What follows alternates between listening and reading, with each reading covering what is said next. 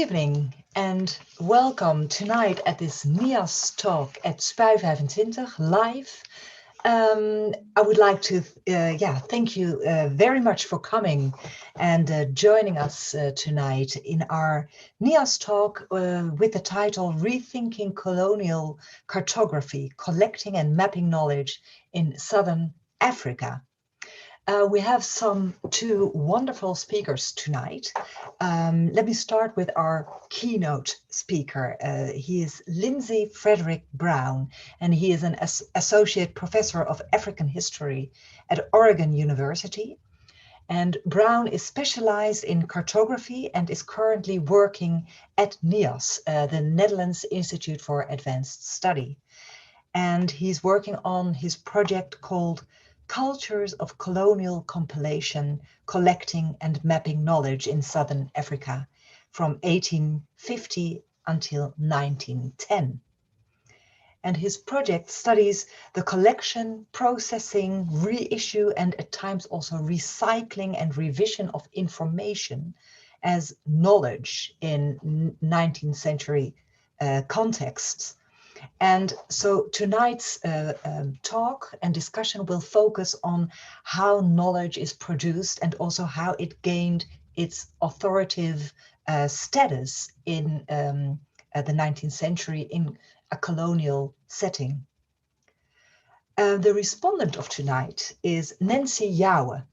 She is a cultural historian, a researcher, writer, and curator. And in her work, she focuses on intersectionality, colonial history, arts, heritage, and intercultural dialogue. And Nancy Jouwe is one of the initiators of the research project Mapping Slavery, a transnational research project that maps the Dutch colonial history of slavery. And among other things, she has been the co-editor of the recently published research project and book, De Slavernij in Oost en West, het Amsterdam onderzoek. We will start tonight. I am Fenneke Wekker. I forgot to introduce myself. I'm Fenneke Wekker. I'm head of academic affairs at NIAS, and the Netherlands Institute of Advanced Study is an institute situated in the heart of Amsterdam, where scholars in the social sciences and humanities, but also artists, authors, and journalists can reside for 5 to 10 months to work on their own project. And we are really happy to have Lindsay Brown as our fellow this year, and Nancy to be our respondent tonight. So Lindsay will talk for about 30 minutes, and then Nancy will respond in 10 to 15 minutes, and then we'll have a discussion amongst the panel members, but also there's a possibility for you at home to pose your questions in the Q&A box. You can find it at the bottom of your screen. There's Q&A. You can post your questions there, and I will try to see what questions are coming up and to share them with the panel members. Lindsay, can I ask you to put your camera on and share your screen? Welcome. Will do. And I will turn myself. Okay. Oops. All right. Well, first of all, greetings from the Pacific Coast and the lovely hour of noon. Thanks again to NIAS for sponsoring my work this year. To Spui 25, University of Amsterdam, for providing this forum. And to Nancy Jouwe, to Fenneke Wekker, to Zara Kaars, and of course to Eileen Veldhuis, our technical coordinator, as well as everybody who's joining us from around the world. I wanted to start out, and this is going to look a little scary because it's a lot of words, but it's mostly just to get the necessaries of setting everything up out of the way and to give you something to look at. I badger my students about putting the key points at the front and not bearing the lead, so I want to do that here and explain a little bit about what my talk focuses on tonight. And there are really two key elements to it which feed together. One comes out of another. One is, as Frederick has said, that certain prominent map compilers within colonial spaces, and especially colonies of settlement, as far as I've been able to tell, developed into key authoritative figures for mapping, sometimes for other kinds of text as well, whose moderation of sources of knowledge, whether they were published elsewhere or whether they were kind of insider knowledge within a colonial space, was taken as a stamp of the reliability of works. It gave them a bottlenecking effect. And often they had peri-governmental relationships as well. Closer or looser, they were usually connected to government in some way. Now, related to this is the other point. And this is one that certainly the Mapping Slavery Project has spotted, I'm sure. If one looks at their maps, you get some of this landscape back. The processes of mapping compilation involved the erasure of African landscapes, networks and places from the mapped space to turn them into sort of a fugitive geography, as well as appropriating, or as I've been saying, laundering information by stripping it from the source of its creation while making it into knowledge in place names, geography, landforms, and the like, in the service of the colonization of space and the expropriation of land in particular for colonies of settlement. This is a phenomenon that I think extends far beyond South Africa. Now, both of these elements I feed through an understanding of maps not as singular objects, and not merely as thick texts in the model of Michel Foucault and Brian Harley later. That ability to read has been with us for over 4 decades now. I can't believe it's been that long, but there it is. But more recently, questions that have been asked, perhaps most notably by Matthew Edney, who's the head of the History of Cartography project at the University of Wisconsin, about mapping being a process. And by being a process, we mean that processes of producing, circulating, and consuming maps are vitally important to understanding what they mean and how information flows, how it becomes knowledge and gets recycled. In the pursuit of an elusive map ideal of perfect representation that everybody can seem to agree is the ideal, but nobody knows what it looks like because it doesn't actually exist. So those are my core points in going into this. And again, part of the reason why I look at South Africa is because it has 4 distinct entities. Well, they're related, but 4 entities of settler colonialism, 2 colonies, 2 republics, eventually 4 colonies, now 1 nation of South Africa since 1910. So it's a very interesting case study. And with that in mind, I think we should take a moment just to locate colonial South Africa and its settler states. This isn't always required, certainly, but sometimes it's easier to visualize. This map, by the way, is a 4th order compilation. It's a reduction stolen brazenly from one or another major publisher to stick in the end papers of a map. So don't mind it too much. It's not really the subject of what I'm talking about, although it's not unrelated. But this shows you the 4 entities, basically, which will become the 4 provinces of South Africa. There are 2 British colonies for most of the era I'm talking about, the Cape Colony and Natal to the east, which absorbs in 1897 Zululand and Tongaland there to the top, or in the far right. There is the Orange Free State, which a lot of cartographers and printers cannot resist the urge to color orange, which is a Boer republic. It's nominally self-governing and has a semi-antagonistic relationship with Britain, and the much more antagonistic republic to the north, the South African Republic, or the Transvaal, which is a British colony briefly from 1877 to 1881. But the other times and up until shortly after 1900, it is a republic. So now these are important because they are settler states. They are not indirect colonies or anything like that. They are not governed through chiefs or kings or what have you. They lay claim to land, and again, that's very important because all of the compilers we'll look at will be emigres who are themselves settlers. They're built into this system, and their maps will reflect it. So mapping in this region more specifically is interesting for a few reasons. First of all, maps are fun. Okay, maps are pretty. I mean, some people suggest I focus on maps because they're attractive. Yes, of course, but in fact, part of the reason why we think about them as being attractive and interesting is because they have this sheen of objective knowledge, a march towards better and better accuracy. But in fact, they're layered in meaning, the sources that produce them. They are, in effect,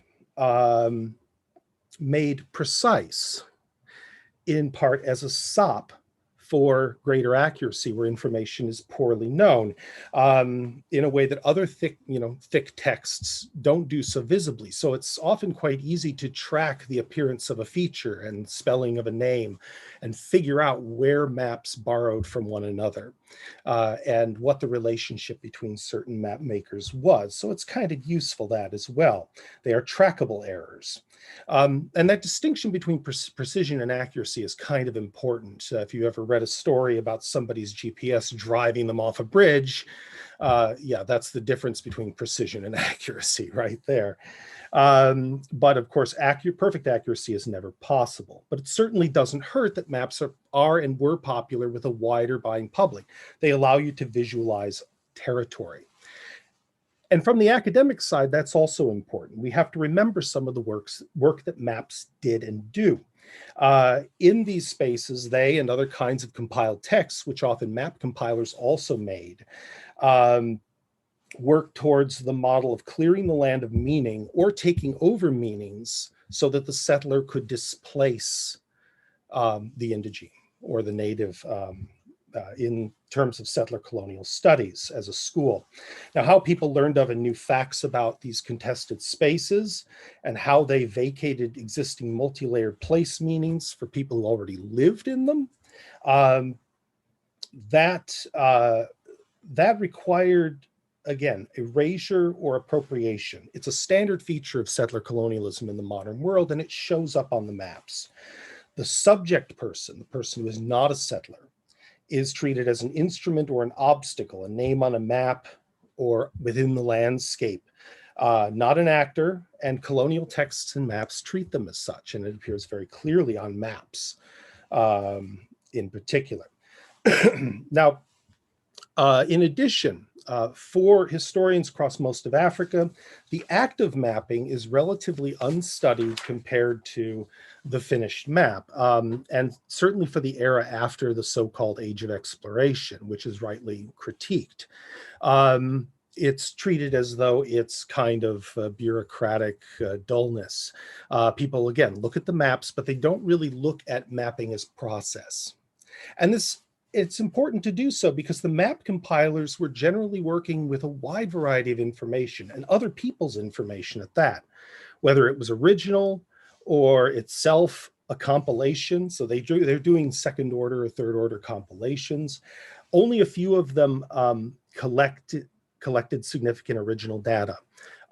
Every single one I've been able to locate, with one exception, was born in Europe. And emigrated to the subcontinent as an adult. They were all, of course, white and male settlers. So this is all coded very white and male. All made command decisions about information's reliability. They moderated it. So they generated or perpetuated the idea of what is truthful knowledge as well as what should be silent.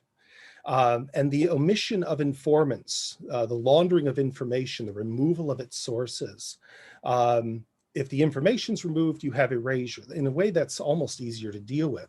But in cases where information is present, but you don't know where it came from, who gave a person this name, who told them this mountain was there, we don't know exactly what's going on, but there is a transfer of authority that's happening, and it's going to the compiler. And later on, of course, we have archival gaps as a result. We don't have a clear idea. And most of the compilers didn't leave very heavy archival tracks. They expected their work to stand as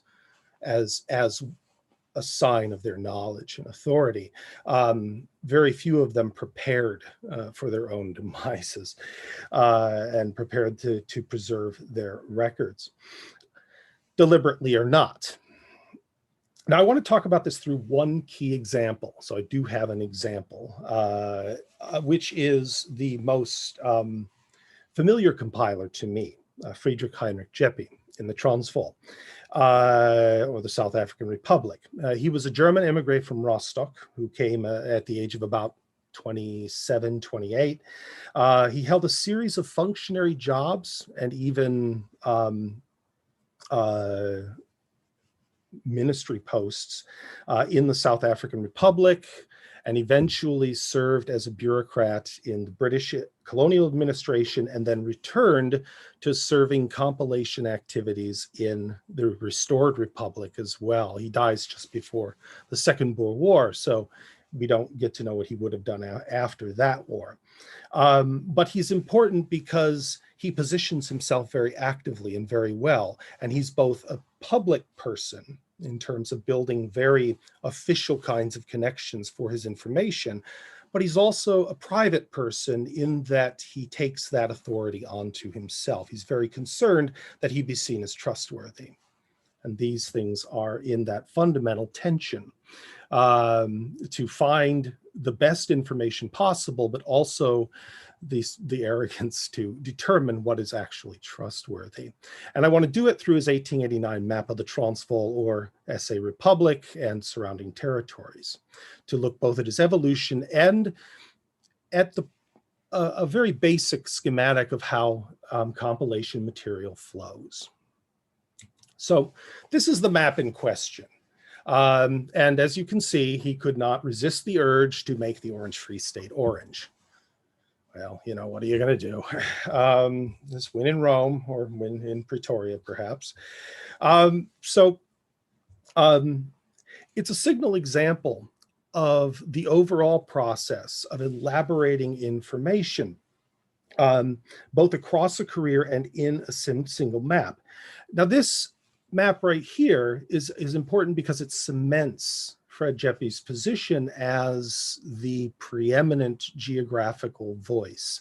It is easily the most, I mean, even after larger maps come out in the following 8 to 10 years, it's still seen as one of the most useful by people in the Republic, but also in Europe. And to attest to that, I have this caricature to the right from the Pretoria Press. As you can see, there he is, and he's got his finger pointing to a spot on a map of the South African Republic that bears his name and his letters as a fellow of the Royal Geographical Society of London. He was an Anglophile, as well as the almanacs he compiled yearly, the sheet almanac rolled up and the book almanac sitting under it, or maybe that's one of the books of compiled laws he also made during the 1880s. We don't exactly know, but he was a household name in parts of South Africa for his geographical knowledge as well as his compilation of other statistics. But this map was not his first, and I'll come back to it. This was his first, drawn in the lower left, it says drawn by Fred Jeppe. And Jeppe was not educated as a geographer. He wasn't educated as a cartographer. He didn't really know how to do these things. His father was an agronomist in Rostock, in Mecklenburg-Schwerin, and an advisor to the Duke, the Grand Duke. But he was postmaster at this time. And he had made contacts with a few Germans living in the territory in the 1860s. He arrived in 1861. And one of them was Karl Mauch, who is famous for traveling to Masvingo, Great Zimbabwe, and publicizing this to a European audience. And of course, for his search for gold in those areas as well. And Jeppe inserted himself into the correspondence between Mauch and his benefactor in Gotha, the great geographer August Petermann, and undertook to draw a map of the Republic, using Mauch's information as well as a few maps that had been provided him by Petermann.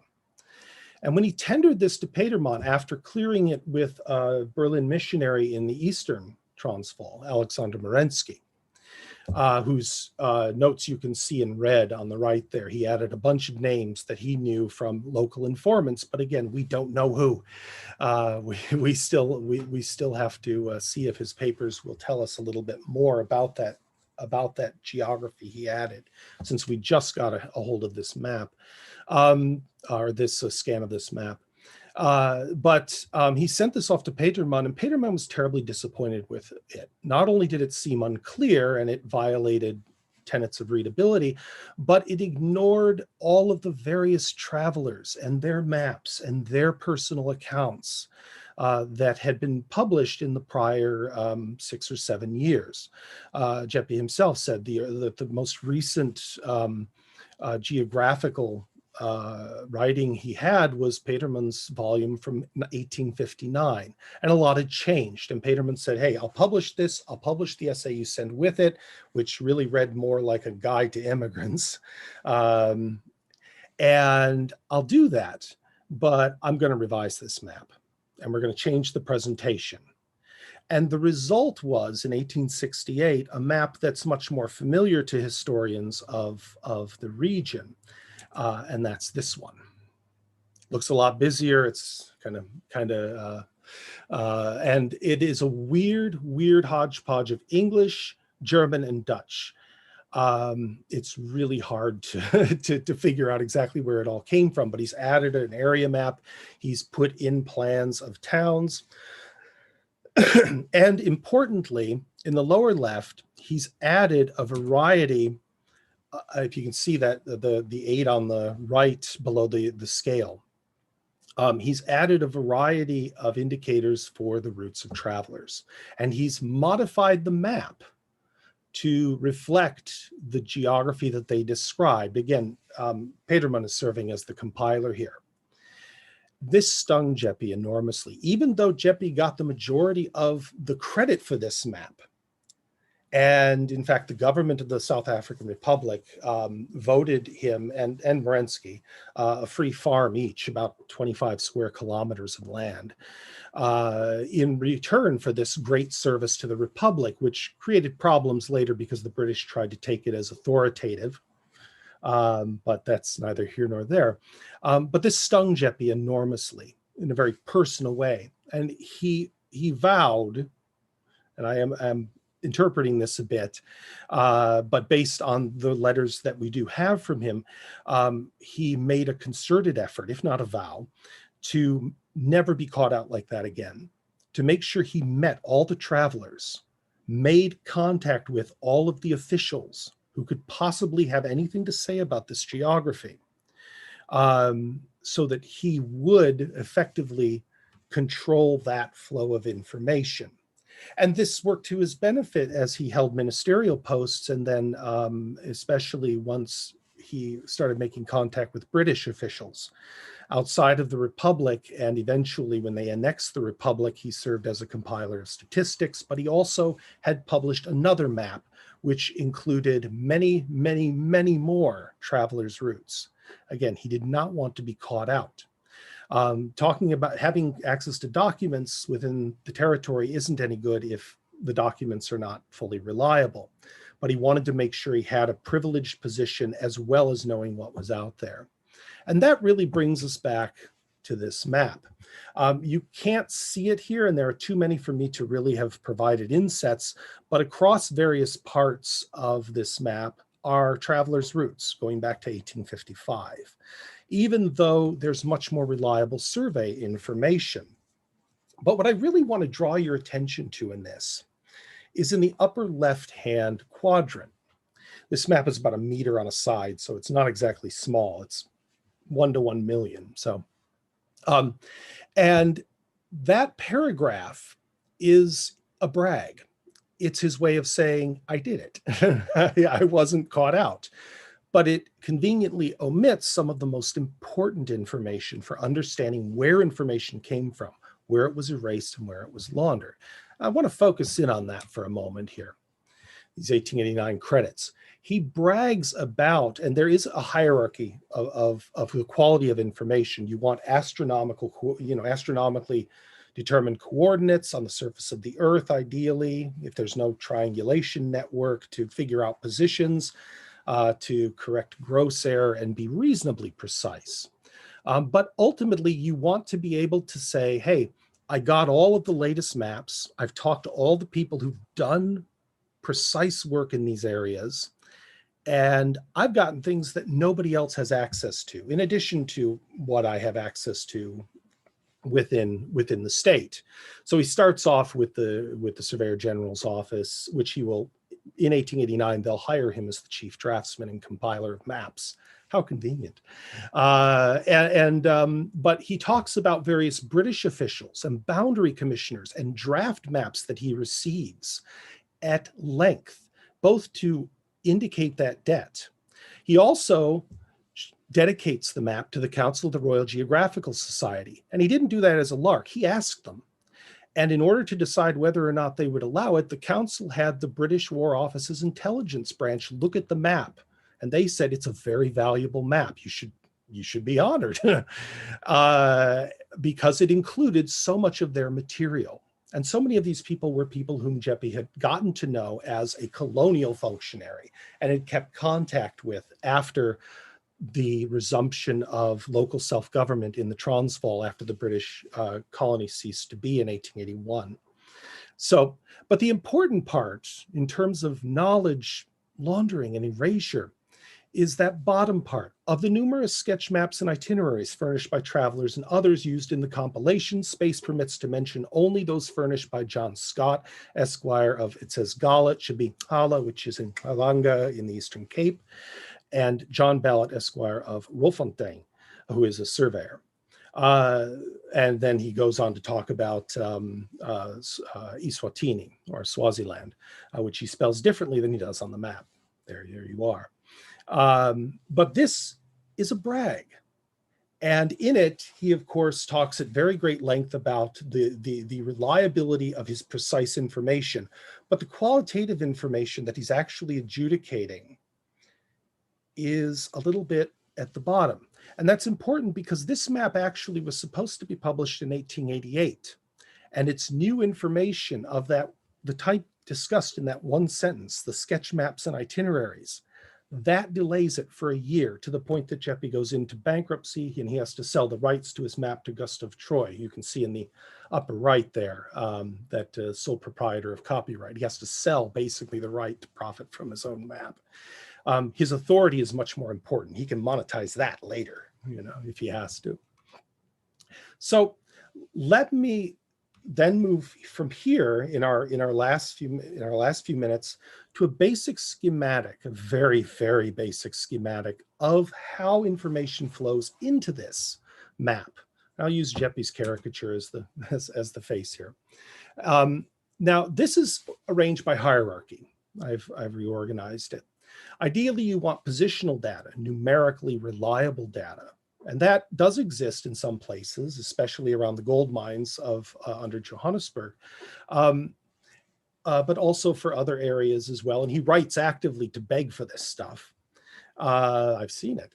And that's the best to have because it can allow you to erase anything you want and position anything that you want. You don't have to make the calls quite as clearly. You can pretend to objectivity and just include the colonial data. The second part, original surveys and general plans and survey offices, which also erase local communities. Boundary plans, which don't necessarily do that, but are precise. official colonial maps, third of all, mostly also compilations of the neighboring Bechuanaland Protectorate, Basutoland, or the Cape that have been published there, which he, of course, is very ostentatious about thanking people for.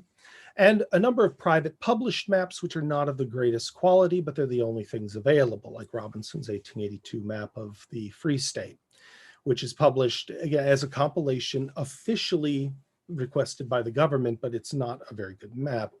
The final part is that sketch maps and itineraries with other relational or qualitative info. It's from missionaries or from travelers, mostly books.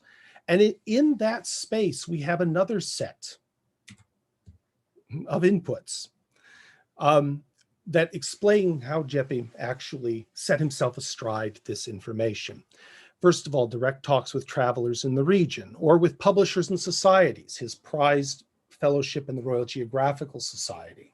He used those to obtain publications and published materials, and their roots appear on early maps, really until the very last of Jeppe's maps. Those kinds of things appear to, again, speak to his command of knowledge. Second of all, correspondence with local officials for information on both African and Boer populations, which was double duty for the production of his other works, almanacs and directories.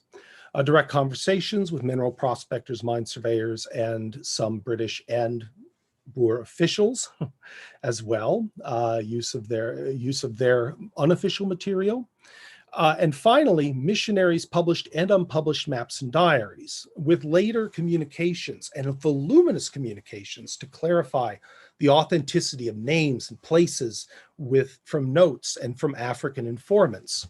And perhaps foremost among that, at least the one we know most about, I should say, is Henri Bertoud, the Swiss missionary in the northeastern Transvaal, whom Patrick Harries has famously written about, among other Swiss missionaries, who produced a map in 1886 that by itself was responsible for his redrawing of a big section of his map before it could be published.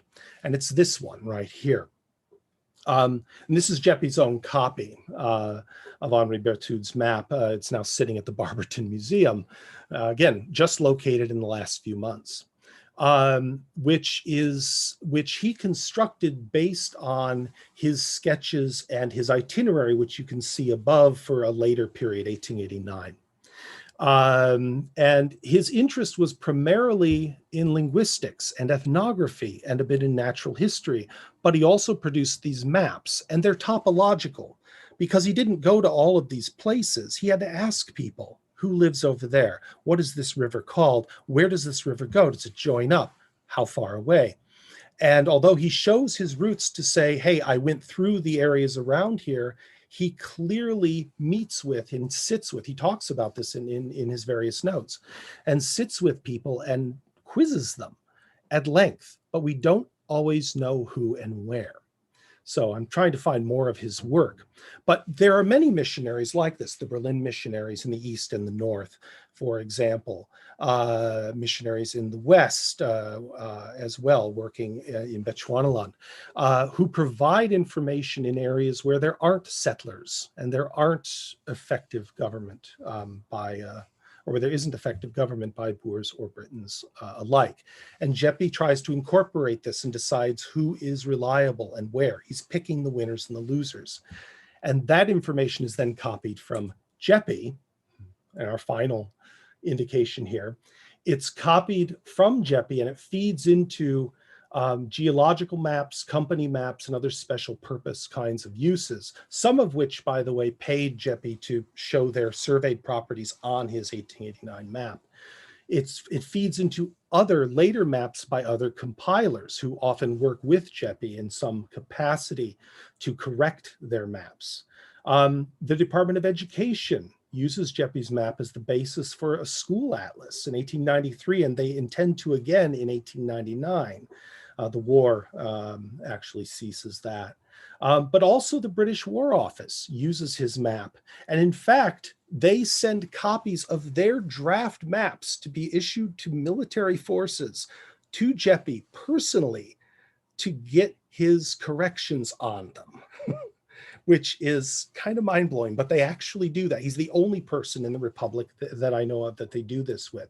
And finally, Jeppe uses his own map and the information he collected for his almanac and directory, but he also feeds all of this information back to people like Bertoud, who will then incorporate his information into their own map in a cycle. It's even more complicated than this, but I've tried to schematize it so it's easier to visualize.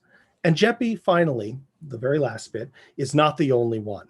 Every colony has an individual who's doing this to some degree.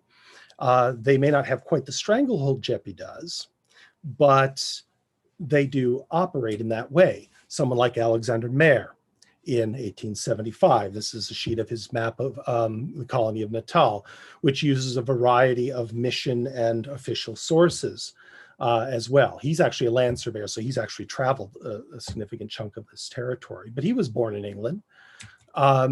C.N. Thomas' 1884 map of the Transkei produced for the Surveyor General's office. This is the noting copy of that map, which is still in the office in Cape Town, with Thomas's writing and the writing of others all over it.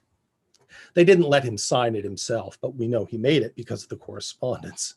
But he produced a variety of these as well and was the go-to guy. And finally, probably the most shambolic example of this is Herf's Atlas van den Oranje Vrijstaat. This map was a compilation in 19 sheets of various farm diagrams. The British got a copy of it in 1896, and it was the only map anything like it that existed. So they covered it with those orange lines and used it to make their maps themselves, repeating its errors, but finding that it was the only authority of any kind. And these sorts of individuals, again, to various degrees, they serve the settler geography. They either hide African geography or they appropriate it and strip it of its context. And so, we can think about this, whether or not it's a global phenomenon, how far it goes. Does it still exist with us in terms of determining what is factual? And with that, I'll leave it to Nancy Yawa to talk about further. Thank you. Thank you so much, Lindsay. What a thought-provoking talk. Thank you so much. I would like to ask you to stop sharing your screen, and then we'll turn off our camera and Nancy Yawa can come in, please. Thank you so much.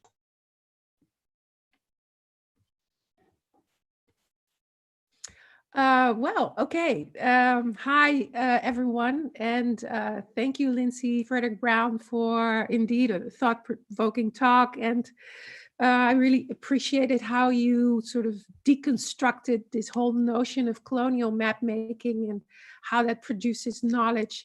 And in a way, you basically make the case for how knowledge is then being canonized, but in very less rational and step-by-step ways than we would think of. And so I really appreciate that. And I think it's the first time we meet, and here we are online. We didn't have time really to compare notes or exchange thoughts on the topic. So I'm literally hearing your work for the first time right now. So this is why I thought the best way then to respond is indeed to talk a little bit about the work that I'm involved in with a community called Mapping Slavery, which already has been mentioned by Fenneke Wekker in the beginning. But to start on a sort of more personal note, your talk also reminded me of the existence of vernacular maps, if you will, right? Which is typically something which is talked about within anthropological disciplines. The notion that communities have their own maps, which often are not basically drawn out, but everyone has in their heads. And this is exactly how my paternal forefathers and my father himself understood the place where he was living in. which is now called Papua, and with the bordering nation of Papua New Guinea. And my father lived near what is now the border, but in the vernacular map of my family, that border obviously did not exist. So our community lived on both sides of which is now a border. And so I guess what mapping slavery is not a vernacular mapping, it's actually a counter mapping.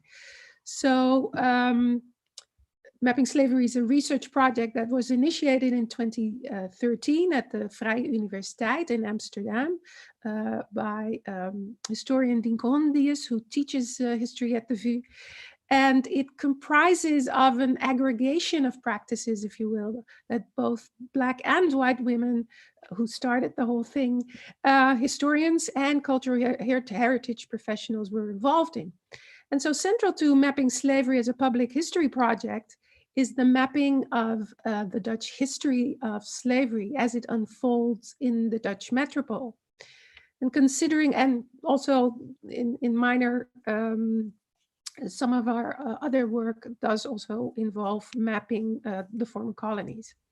So we consider the Dutch colonial empire in Asia, Africa, and the Americas as one analytical entity, and we look at the Dutch colonial project and its afterlives as a continuum through connecting colonial history and current race relations. And these are premised starting points within our project. And our work involves empirical research and methods such as reading the city as an archive and, of course, mapping.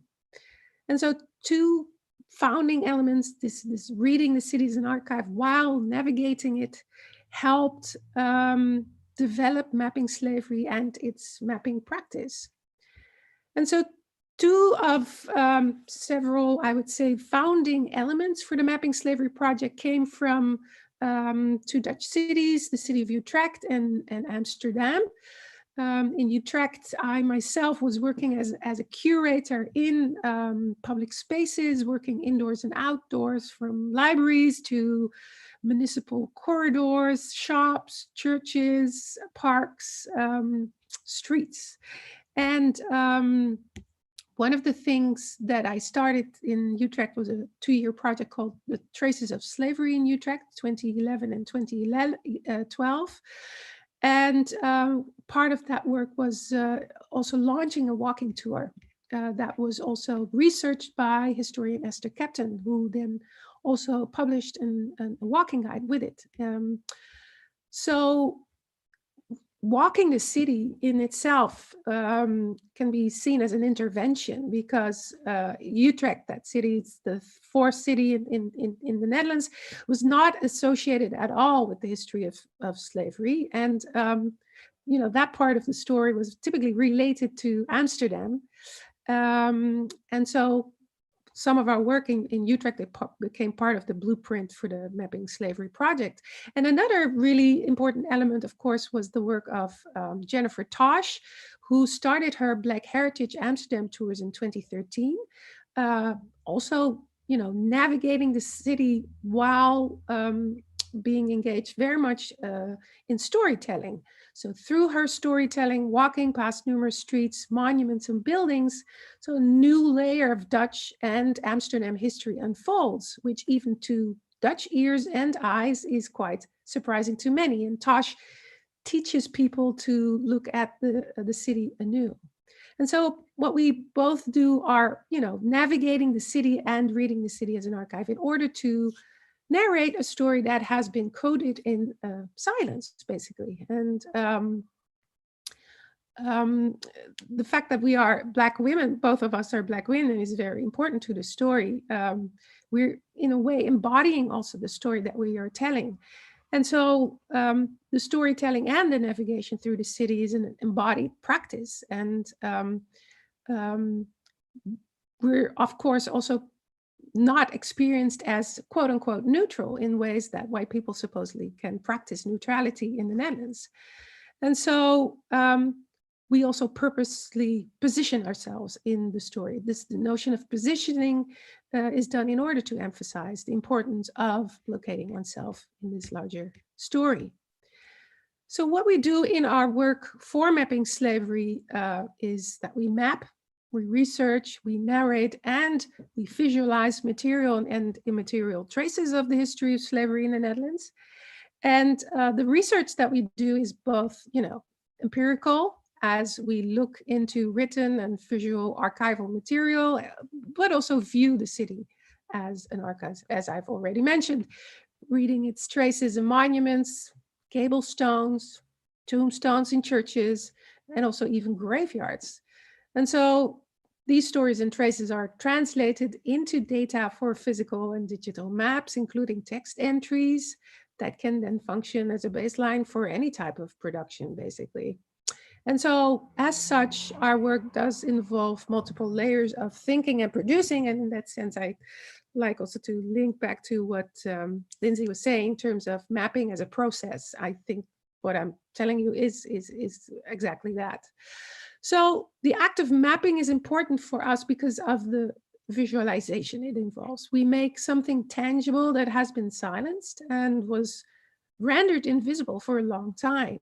Instead, we create a counter map. Mapping was, of course, as Lindsay already so eloquently explained to us, an important aspect of the colonial project. For the Dutch in the 17th century, the work of map makers like Willem Blauw and his sons were important, crucial actually. And map making was a crucial technology necessary to understand, navigate, and basically conquer the world. So for the metropole itself, maps were also a pictorial rhetoric. And this is something that I've borrowed from Elizabeth Sutton. So this could forge a discourse within the metropole, and I'm quoting Sutton here. Maps codified and made coherent what was only a cacophony of voices in meeting rooms and on the street. And so here Sutton refers to the global early capitalist endeavors of course, as we know, the Dutch East India Company and the West India Company. And with mapping slavery, we actually wanted to map the time, space, history of what colonial history brought about in the metropole itself. And so, of course, what was not mapped in those days were the violent migratory movements that more than 1 million Asian and African people endured under Dutch control. They were enslaved, sold, bought, transported, and held by the Dutch during colonial times from the early 17th century or even end of 16th century up to the late 19th century. And there was a silence in the daily rhetoric of the Dutch mainstream and an absence in the Dutch historical accessible knowledge production and the centuries-long involvement in colonial slavery by the Dutch. And yet there were all these visual remnants which often remained unseen. And so by gathering empirical data and mapping them into visual and narrated stories, mapping slavery tries to debunk the notion of Dutch colonialism, including slavery, having taken place somewhere else, out of sight, and therefore out of mind, hardly a part of Dutch history. And so well into the 21st century, slavery was not considered an integral part of Dutch history.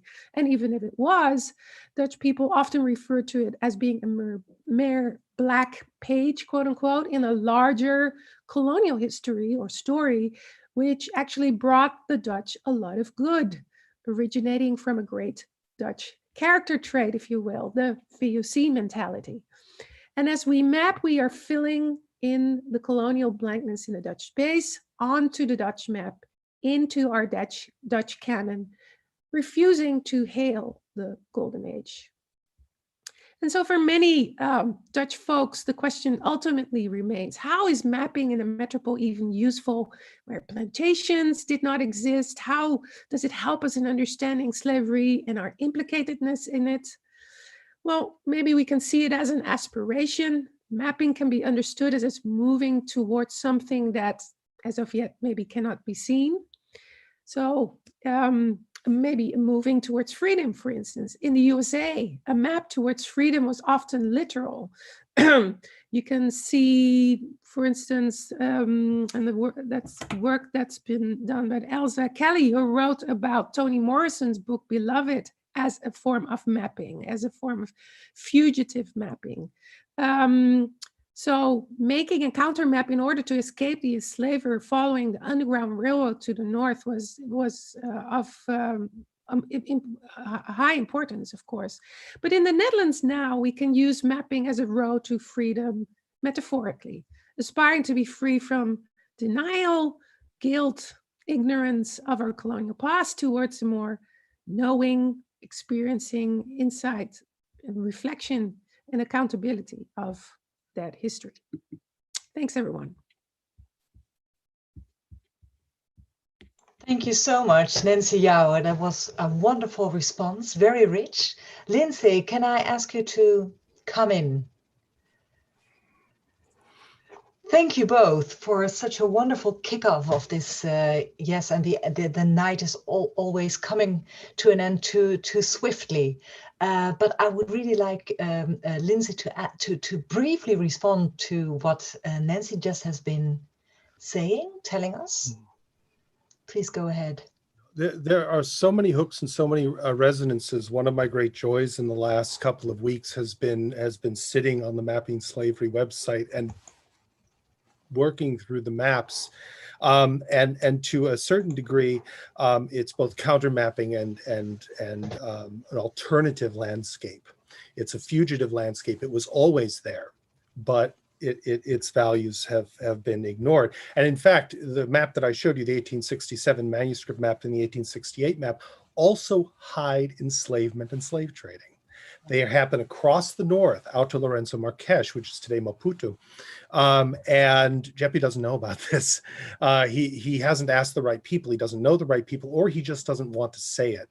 And I haven't yet found any evidence either way. Maybe I will at some point, but it's a very interesting point. And settler mapping, of course, settler-driven mapping accepts boundaries. It uses the settler's archive as sort of one of its highest hierarchical sources. And so it's much like the Dutch state mapping or the Feuillées mapping of Batavia and places like that kind of efface the movement of people whom it considers, in much as I said, they're objects, if not obstacles. And therefore, you know, it doesn't make sense to map those movements. In addition to which it can potentially be incriminating, especially towards the later eras of that activity. But also, you know, these maps do have powerful afterlives. And so mapping slavery is part of contesting that. In South Africa, I'm trying to contest the basis for so much of this in terms of land diagrams and titles, which is a hot button issue in terms of land reform. And because, of course, as maps like Herf's or Jeppy's or whomever's show, there is never an area where settlers are a majority, except possibly within some of the cities and in some of the more desolate areas, or God knows why they went there, you know, in the off season. But they, in fact, are usually a minority. And so there is this meta-geography that has been effectively hidden because there are authoritative numerical records. There's no need to know who is living on what farm. But in areas where that's not the case, in the various kingdoms on the edge where you can't deny that power, their geography has to appear. So whether it's erasure or appropriation is dictated by that, not by the reality of the situation on the ground, which is the African population in the region is always the majority. It's always the majority, or I should say the non-settler African population is always the majority. And so again,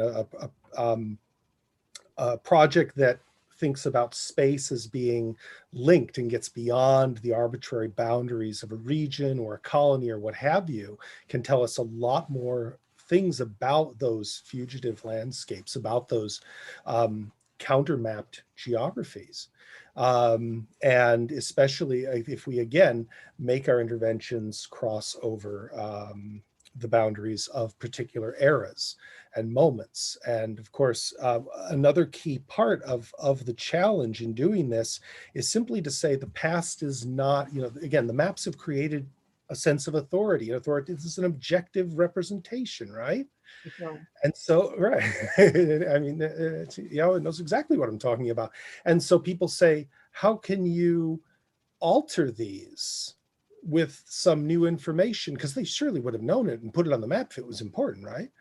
And so that's become a bit of a hot button issue. There's a long afterlife and a lot of inertia to the work that map compilers do in colonies of settlement. And I'm convinced those in places like The Hague or Amsterdam or London or Paris, what they do in other colonies as well is crucial. And in terms of setting the frame for later debate and discussion, and it's a hard one to break out of. What I like so very much about the combination of having you both here is that Nancy is in a way, or Nancy Yao is in a way, in the midst of this process of mapping. You are conducting the act of mapping now, today, in this contemporary world that we live in. How do you face like these aspects that Lindsay has described? How do you gain authority for the maps that you create, that you compile? How in your process do you use the network that you have, use the knowledge that you have, and how do you make sure that it becomes trustworthy? Right. That's a couple of questions in one. But Sure. So going to your point of authority, I don't think that's our purpose necessarily. I think it's also, this is why I also talked about, both Jennifer, Tosh, and I being also people who embody a certain history and narrative, and also use that as an intervention. And so I think that is part of where we come from, but also how people then read our work. And so, but it's very much it's very much an intercultural group, of course, which I think is very important, because we have to be accountable as a larger community. It's not just the history of Black folks necessarily, or people from African diasporas necessarily. And so I think that kind of open space that we try to create in a way is part and parcel of how we work. And I think we've also cut through this idea of, only having institutional partners. In fact, we work with a lot of researchers outside of academia or outside of institutions, because knowledge production takes place outside of institutions. And I think that's really key. But it doesn't mean that everyone also trusts us or trusts our work. I think what the most important thing for us is to do the work and have agency in that. And so I think that's the most important thing. Yeah, I think it's incredible indeed how you explain about your the embodiedness of you positioning yourself as the map maker together with the others. Lindsay, you also elaborated on Fred Jeppy, who had his authority because he was a white settler, right? So he, in a way, he embodied the knowledge himself, but in a very in a different way than what Nancy and her colleagues at this point are doing. I think it's incredible how this works through the eras. And so there are several questions in the Q&A, which I would like to raise here. And so if you at home have more questions, this is the moment to post them in the Q&A box. So Lindsay, there's a question about who decided on the names of the towns, of the places in South Africa. because there are so many Dutch names, right? And that we could see on the maps that you showed. How did this go in the process of map making? Yeah, the map making starts from a position of drawing upon ideally official records first, things that are verifiable positions, which is why, you know, you see on the 1889 map, you see Pietersburg and Polokwane, right? I mean, this is a rather important thing. But the actual naming of the town is done by those who have the power to own land, who are recognized as I say, as stemrechtelijke burgers. They have the power to vote, and therefore it is the settlers who set down those names. Now, sometimes they do erase local names in the process, because in many parts of the Highveld, the reliable water is in the same places.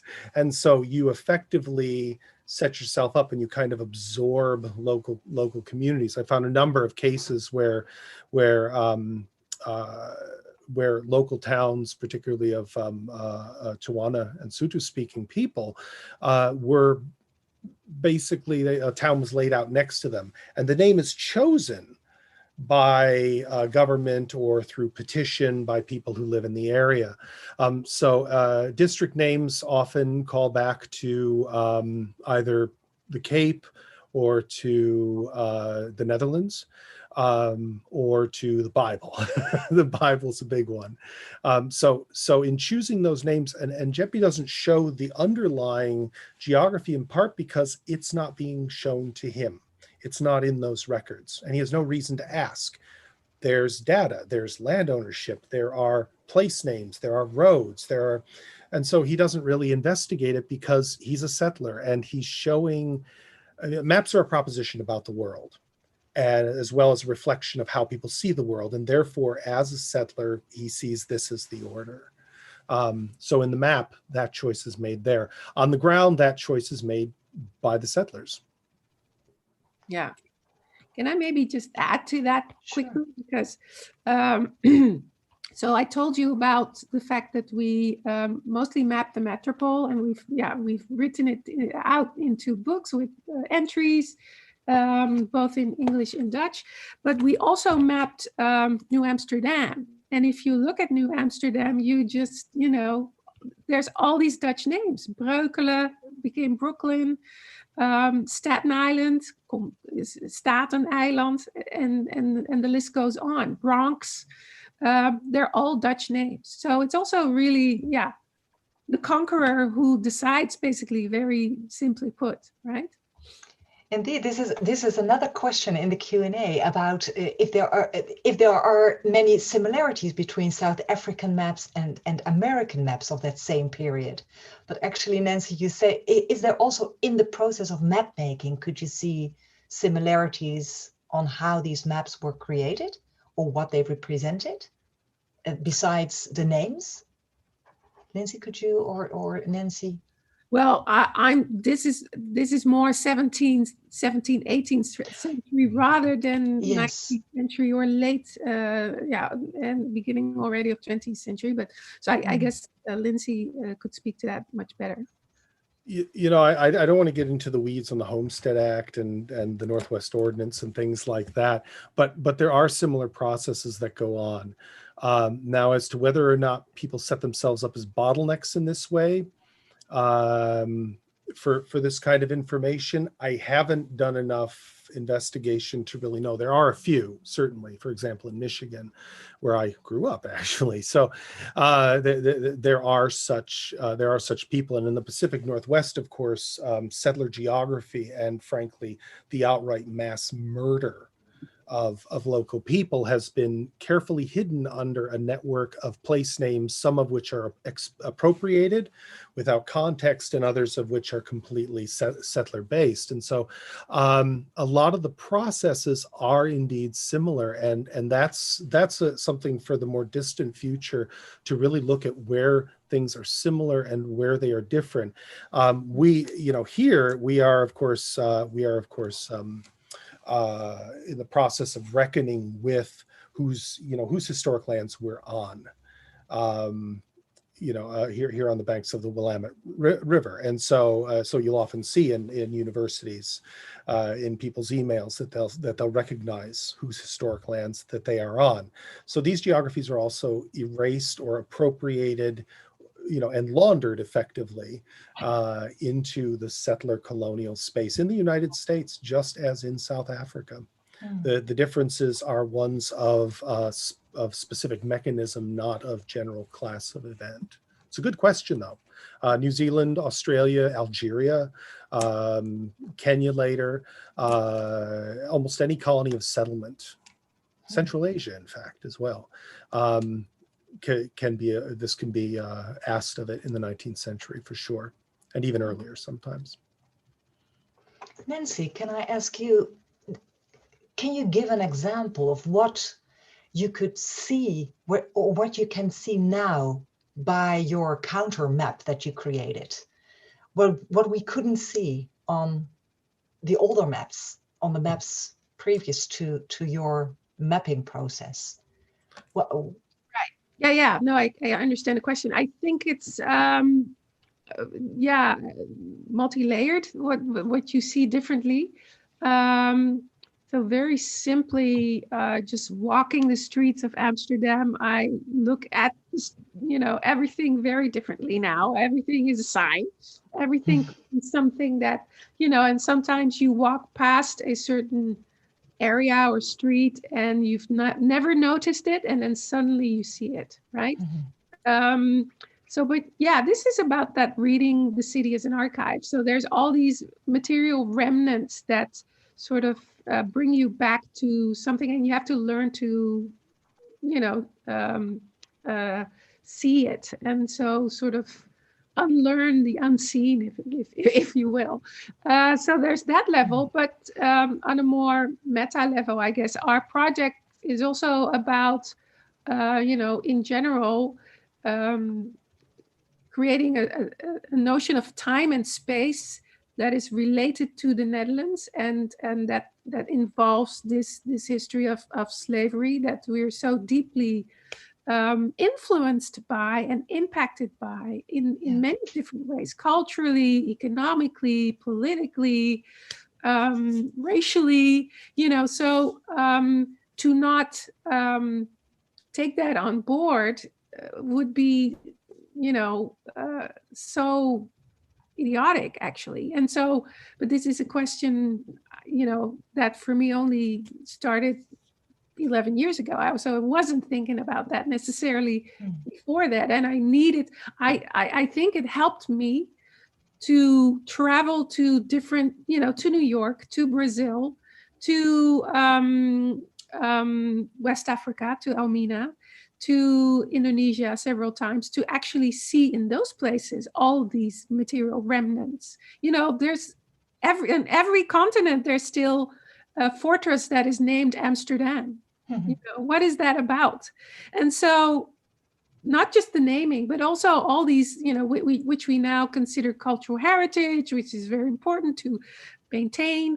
But what does it say about us as a nation, And so that is really what struck me. And a lot of people also cannot think of the Netherlands in that way, because they're thinking like, oh, we didn't have plantations here, so we're not involved, so we're not implicated. And so that's something you really need to unlearn, but also to unpack. But what is it that we're talking about actually here? So I think, yes, Lindsay, you want to?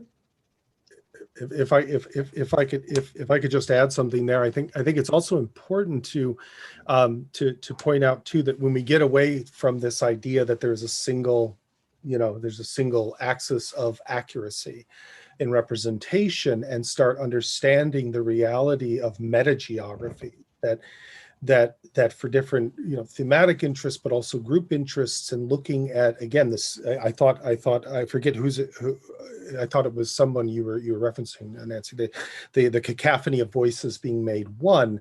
That cacophony of voices is in fact a lot of different geographies and a lot of different things, and so these projects are necessary, and frankly the digital ability to overlay them is necessary for us to be able to visualize relationships in completely new ways. I would love to be able to do that with South Africa if I can find the records, you know, to get at these metageographies. And they are no more or less valid than others, but they tell different stories that existing cartography has not.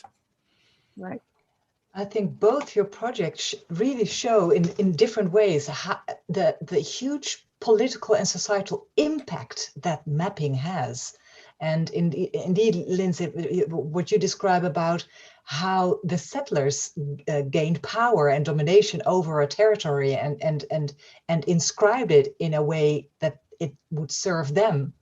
But also, Nancy, I know that the municipality of Amsterdam has now really, after you presented your mapping Amsterdam book and report, that it's now really clear. No one can can unsee it, and so it's really, really important in that sense. And so and maybe just to quickly add, I think it's also people, you know, we're not about a blame game here. Also, it really is about accountability, and you know, enriching our history, because there's so much left out, whereas it has impacted. So, you know, a lot of our companies, Dutch companies, come from there still also, you know. So that's something we need to account for. Yeah. Lindsay, have you ever studied contemporary maps? I'm sure you have, of the very same locations that the maps from the 19th century were made of? Occasionally, I've tried to find the correspondences in very particular areas. And can you see new layers of meanings or new ways of coding the territory in more contemporary maps? Yeah, I mean, it depends on what you mean by contemporary maps. If you're talking about sort of the state mapping that they produce, now they produce it to order in the sort of geospatial data. You can make your own maps if you wish, but in effect, that still draws on the sort of legal archives of various spaces, and it still omits a lot of the same names because it's the direct descendant of this earlier mapping. So it does actually sometimes show, you know, not a lot of change except to try to feel more objective, to be more positionally correct. But you can actually, if you wish, you know, you can chart these other landscapes. And again, the vernacular landscape as a concept is important here too, with oral evidence serving such an important role in terms of historic land claims. So I have looking at the more recent maps, I see them quite often as the heirs to these earlier colonial maps. But now with the rise of GIS and the sort of programmability of metadata, it's now possible again to make projects like mapping slavery that include layering and vital layering of elements. So yeah, I mean, I do look at maps of the places that I study to see what they figured out, what they didn't, and to see how names have changed or have remained the same, and especially, and especially sometimes to figure out, you know, why someone was in a particular spot. Was there water there? Could they actually see for 100 miles from where they were? Sure, you know. So, yeah. So, Lindsay, you are at this moment working on this project. You are comparing and rethinking this colonial cartography. Nancy, you have just finished another huge mapping project. Do you have, Nancy, any advice for Lindsay as the doer, as a mapping maker, what he should look for in doing his research? No, I don't think so. I think I wish him access to the records, which which he's hoping for. But I think it's very important to. No, I actually do have some advice, because I think especially in South Africa, and there's so many wonderful activists, theater makers, poets who actually work with this material, these histories, the maps, the vernacular maps, the oral histories. Yeah, to also indeed include them, but in a way you've already referred to them.